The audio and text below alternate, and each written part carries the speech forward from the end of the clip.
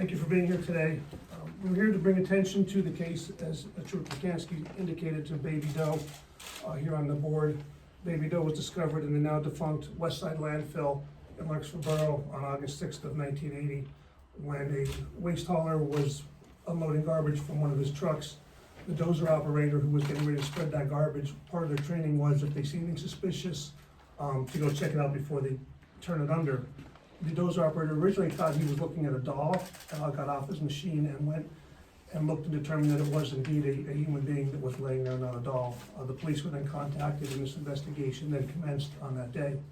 Since that time, at that time, technological advances were not in place such as DNA that we have today, and no samples were taken at that time for DNA purposes. Baby Doe was then interred in the Courtdale Cemetery, and many investigative avenues were taken to try to determine who the parents were or the person that put them in the garbage that ended up in the garbage truck, to no avail. No one was ever identified.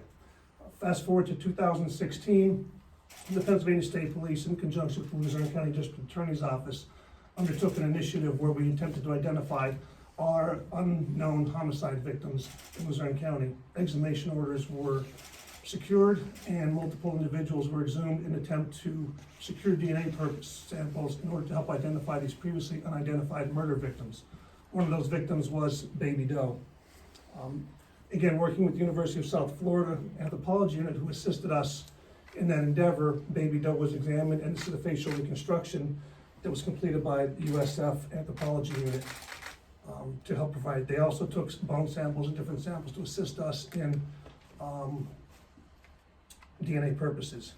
We have tried once already to identify Baby Doe through DNA purposes. However, that attempt had failed, which fast forwards us to this partnership with Othram. Othram is a company that does specialize in degraded DNA sample work, and due to the age of the sample and the conditions that Baby Doe was interred in, the sample was degraded. We're hoping that Othram will be successful in developing a DNA profile that will be usable, that could help us identify Baby Doe, who the biological parents were, and maybe even someone in Luzerne County might find out that they are a sibling of Baby Doe once this is all finished. We're very hopeful that Othram will come through for us and provide a usable sample that we can search through various genealogy databases to try to find some biological relative of Baby Doe, so we can start to move this case forward and give Baby Doe the closure that he deserves. As a result, at the end, you'll be provided with information from Othram to give to the public. Othram is asking for donations to assist in raising money for this effort, and that'll be explained in greater detail by DA Sanguedolce. But this time I will turn the comments over to DA Sanguedolce. Thank you.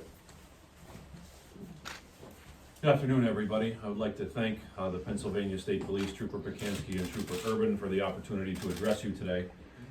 This is a tremendous partnership among the Pennsyvlania State Police, the Luzerne County District Attorney, and Othram Inc.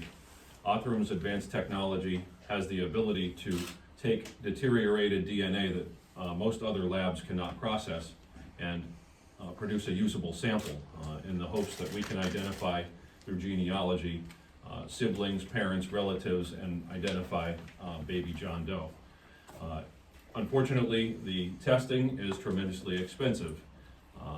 Part of the purpose of this press conference today is to generate public interest, especially in the wake of the Maurice Chivarella cold case that got solved through this type of investigation, that we could generate donations that will assist in paying these fees, that the Pennsyvlania State Police will be releasing information for the public to invest themselves in assisting in this investigation.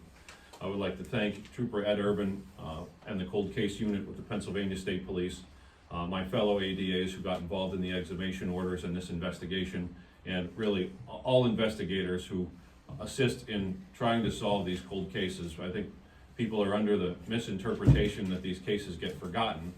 Unfortunately, we have emergent situations that require us to deal with them immediately, and although we can't work 24 hours and 7 days a week on cold cases, they aren't forgotten. And also, we have a misconception that it's the technology alone that solves these cases. There are plenty of cases where the technology becomes available, but the cases themselves may be sitting in a file and nobody is looking at them. So without the groundwork of the Pennsyvlania State Police and all investigators chasing down leads and keeping these files on the forefront, These cases could never be solved by technology alone. So I would like to thank the Pennsyvlania State Police. I would like to thank my fellow ADAs and all members of law enforcement, and especially thank Othram Inc. for participating in this partnership. As I said, we'll release information to the media on how the public can get involved. If hopefully they have some money that they would like to contribute to help us pay the lab fees to move these cases forward. This is not the only cold case that we are looking at, but this is the one that we are bringing to the forefront today, and we would really like to endeavor to show the public that we can be successful in these efforts. Thank you very much.